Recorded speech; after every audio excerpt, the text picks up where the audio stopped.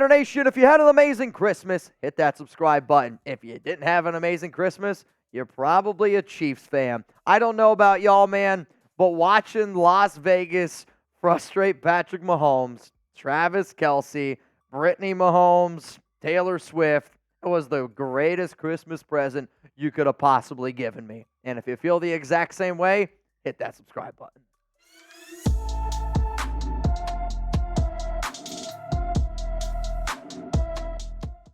Raider Nation, what's going on? You're watching the Raider Report. It's OC Raider here on today's show. And coming up, we're going to talk about Josh Jacobs. We're going to talk about should the Raiders put Jimmy Garoppolo in over Aidan O'Connell because, hey, 2 games left. Does it give you a better chance to make the playoffs?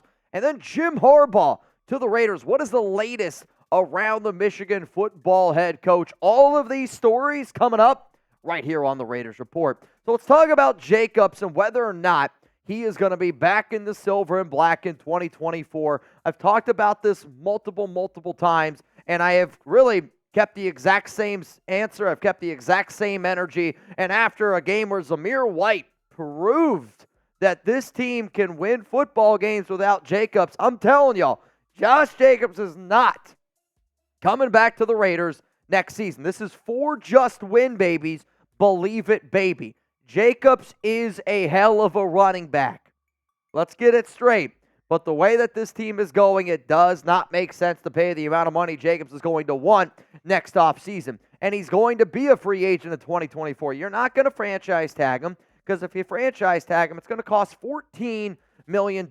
And the Raiders are 2-0 this season without Jacobs. And I'd make the argument you had your best offensive game that you've had the entire season without him. And then, sure, I understand the fact that the Raiders did not have a good offensive outing, but Zamir White still had a hell of a football game. 22 carries, 145 yards.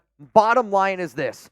Running back like Josh Jacobs, he is a top 10 back, but backs do not have the amount of impact in a game that I think a lot of fans think that they actually do, and because of all those reasons, it's not going to happen.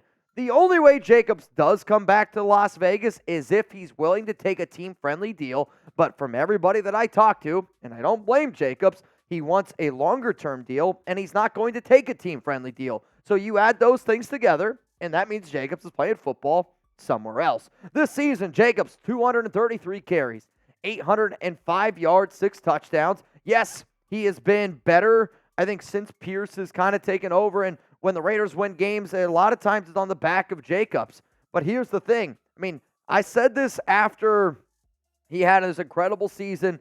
He's going to have a down year, and it's just the way that it goes a lot of times. Yes, the offense is bad, but the Raiders' offensive line has played much better than what has been given credit. Plus, Jacobs has lost a step or two, and that usually happens when you get the heavy workload that Jacobs got last season. He's been a good running back. He's been a reliable running back. But if you're the brand new head coach of the Silver and Black next season and you're telling me, okay, let's just say, hypothetically speaking, Jacobs wants $10 million per year. Am I going to pay a running back $10 million when I just saw what Zamir White was able to do? Is Zamir White as good as Jacobs? No, he's not. He's not even close to Jacobs. But I also believe that you could go out, you can find a running back in the draft, you can maybe sign a cheap running back in free agency, pair that with Zamir White. Then I can use that extra money and invest that into maybe the offensive line. I can invest that into maybe going out and finding a bigger need for this team. Maybe it's finding another corner. Bottom line is this. I'm not investing that money in the running back position. I like Jacobs, but doesn't make financial sense for where the Raiders are at. But I got to know from all of y'all, do you bring him back or do you let him walk? Should the Raiders bring back JJ? Fan favorite. Number 8 was drafted in the first round, number 24 overall, just a few seasons ago. He's been a workhorse. He's been a bell cow for this team. But should the Raiders bring back Jacobs? This is going to be the pinned comment on today's show. The Raiders should invest their money in other areas, not the running back position this offseason. When you consider the fact that you got to find a quarterback, when you consider the fact that you're going to lose 3 potential starting offensive linemen, and as far as I'm concerned, if Patrick Graham and Antonio Pierce want to invest that $10 million even more into the defense and make this defense even better, I'm on board with it. You can win in the NFL with a running back by committee, and good teams, the more and more you see those good teams, That's the route they're going, and I'm hoping that the Raiders go with the exact same route. Let's go to the next one here. Mitch, it's time to put in Jimmy Garoppolo over Aidan O'Connell. We talked about it after the Raiders lost 3-0 to the Minnesota Vikings, and there were fans everywhere saying, you got to do it. I sat up here on this show, and I said, no, you cannot do it. Well, now the Raiders beat the Chargers. Well, now the Raiders beat the Kansas City Chiefs despite Aidan really struggling on Christmas. So now you got 2 games left. Does Jimmy G give you a better opportunity to make the playoffs? Some people might say so. So is it time to put in Jimmy G over Aidan? I'm going to give you my answer, but first, I got to show some love to Prize Picks. And if anybody out there wants to get started with our awesome sponsor, it's easy, it's simple. In fact, I would even say it's daily fantasy made easy. All you have to do is choose more or less on player values, whether it's passing yards, rushing yards. Heck, there's receiving yards, there's rushing, receiving combos, there's tackling, there's field goals made, there's fantasy score. I'm telling you, there's so many different areas that you can choose from, and all you got to do is pick 2 or more players. And if you want to see my slate for Thursday Night Football, these are the picks that I'm going to go with. I'm going to go Joe Flacco more in the passing yard world because Joe Flacco is playing like he did back in 2012 when the Ravens made their Super Bowl run. Amari Cooper just went for 265. Now all he's got to get is 55.5. Garrett Wilson, leading receiver there in New York, he gets the majority of the targets. And then Greg the Leg Zerloin, more than 1.5 field goals. If this hits, I put 10 down. I'm going to make over $100. Or you could put $10 down for 3 hours of entertainment, and guess what? That already is worth every single penny. So if you're like, Mitch, I like these deals, I want to play along with you, giggity, go to prizepicks.com/CLNS. And make sure that you use code CLNS for a first-time deposit match up to $100. But again, the reason why you have to use those links and you got to use that code, that tells Prize Picks that you're watching the Raiders Report. And believe it or not, this does help me out quite a bit. Let's go to the next one here again. It's play Garoppolo over Aidan O'Connell. No. Tuck rule. Tuck that. Whether or not you think Jimmy G gives the Raiders a better shot than Aidan, if you're the new head coach of the Raiders, right, and if you're Antonio Pierce, you also have to continue to look forward. I am a believer that AP is the head coach of the Raiders in 2024, and there is no way in hell I want Jimmy G on the books next season. I mean, that's putting yourself in a hole right away, and the Raiders can't afford to do that. Has Aidan been bad this season? Yes, he has been. 8 touchdowns, 4 of which came against the Los Angeles Chargers, and you could make an argument that Jimmy Garoppolo might give you a better chance to make the playoffs over AOC because of how bad Aidan was. Obviously, I don't have a lot of confidence in Jimmy G because he was terrible this season, but the reason why you cannot afford to put him out onto the field is because if he gets hurt, which if anybody thinks Jimmy Garoppolo getting hurt is a far-fetched idea, then I can't imagine what type of football you've been watching. But that's the biggest reason why you cannot start Jimmy Garoppolo, because if Jimmy G is injured, this year, his contract could be fully guaranteed in 2024. So you put Garoppolo out there on the field, he ends up getting hurt. And then he's unable to pass his physical in March when the new league year's starting to roll around. Well, then guess what? He's on the books. I know the Raiders are already planning on cutting Jimmy G. Yeah, you're not going to be able to save his entire contract, but if you could still save something, whoever that new head coach is, that's what you got to do. If Antonio Pierce walked up to the podium and said, Jimmy Garoppolo is our starting quarterback against the Indianapolis Colts, I will step up here on this podium and I'll say Antonio Pierce is not the right man for the job because he's not thinking clearly. Jimmy G's contract in 2024, okay? He gets $11.25 million guaranteed. This is paid on the 5th league day of 2024. So if he's unable to pass a physical on that day, guess what? His 2024 salary becomes fully guaranteed. The Raiders cannot have that. And I know a lot of people don't look at the full overall contract details, but I'm telling you, the Raiders are going to cut Jimmy Garoppolo. They're going to designate him as a post-June 1st cut candidate. You're allowed to. You're allowed to designate 2 players a year as a post-June 1st cut. It's going to be Jimmy Garoppolo. The other name is going to be Hunter Renfrow. The sooner you realize it, the sooner you're going to be able to move on. But if you designate him as a post-June 1st cut, which means he's not going to be on the roster, but the Raiders will not see that money until after June 1st. So after June 1st, the Raiders will get $13 million. The reason why it's a designate is that way you cut him. Jimmy then can go sign with anybody that he wants. He can go do wherever. Nobody's going to trade for him in that contract. I can tell you that right now. But the only reason why you do this is just to save a little bit of money. Because if you just cut him outright, you don't save anything.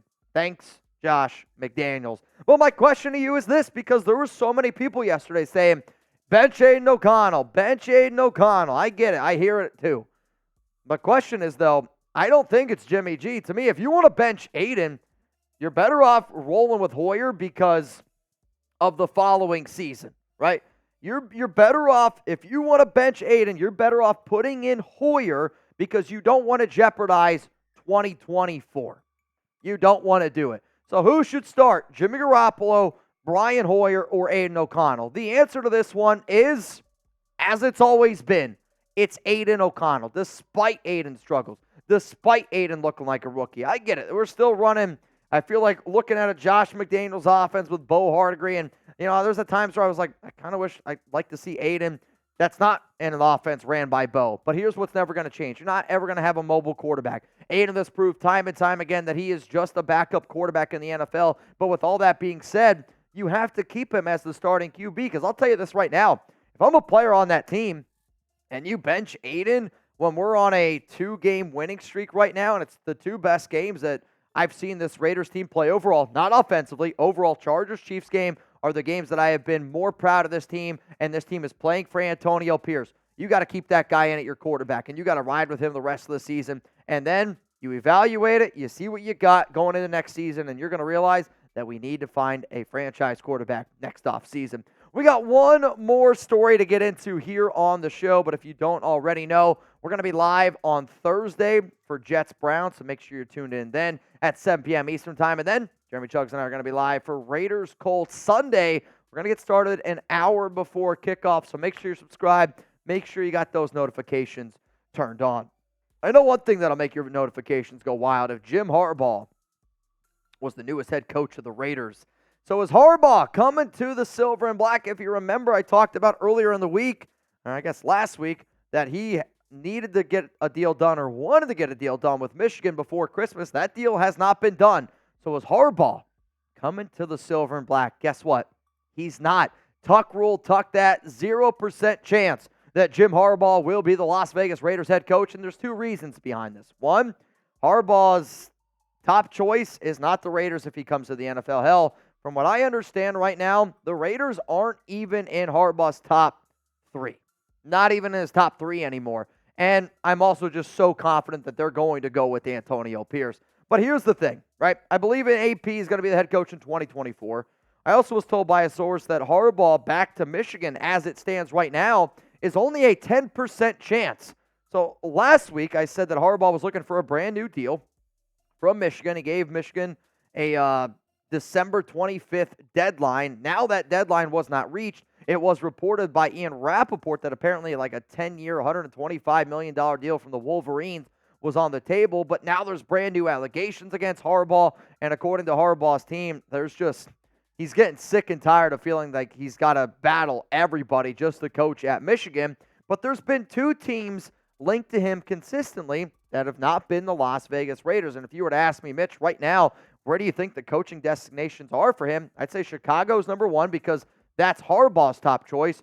But number 2 is the Chargers. And what this situation kind of reminds me of is last year when a lot of those rumors started to grow about Sean Payton to Denver. The rumors started small, and they got bigger, and they got bigger, and they got bigger, and some of that smoke continued to rise. The Chargers, to me, are going to offer Harbaugh so much money that it's going to be hard for Harbaugh to turn it down. I mean, I'm thinking like $16, $17 million a year. It was reported that it could be around 15.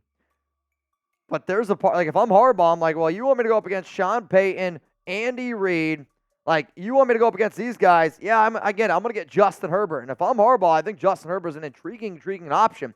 On top of that, Harbaugh has a good relationship with the Chargers team. Now, yes, when he played there, they were in San Diego, but he also has a great relationship with that city. If you guys remember, one of the first teams that he was the head coach of was San Diego, the college, and was able to turn them around. Then he went to Stanford, then he went to the Niners, then he went back to Michigan.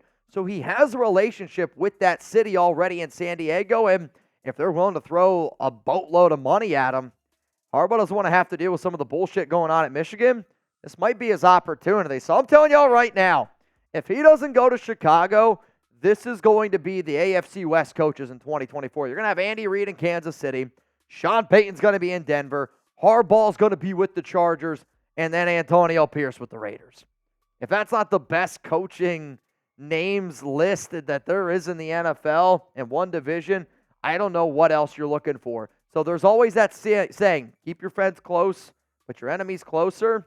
I know a lot of y'all look at Harbaugh as a friend. He might turn into an enemy very, very quickly. So here again are the latest Raiders rumors after their win against Kansas City. Jacobs gone in 2024.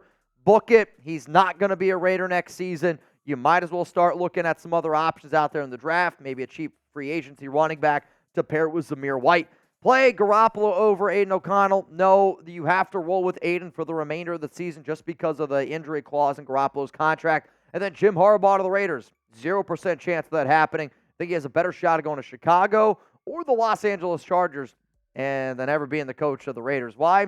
Because Antonio Pierce is the coach of the Raiders. To stay up to date on all the things going on around the Silver and Black on social media, Instagram, Twitter, Cameo, hit me up at Mitchell Renz 365. You're not going to find anybody out there that does a better job keeping you up to date, and I think I'm halfway entertaining, around the Las Vegas Raiders. And if you're like me, still riding on that high after that win over KC on Christmas, I promise you we're going to have a lot of fun on Thursday Night Football. So if you're not already tuned in, if you're not already subscribed, click that big red button that says subscribe and watch Jeremy Chugs and I on Thursday Night Football.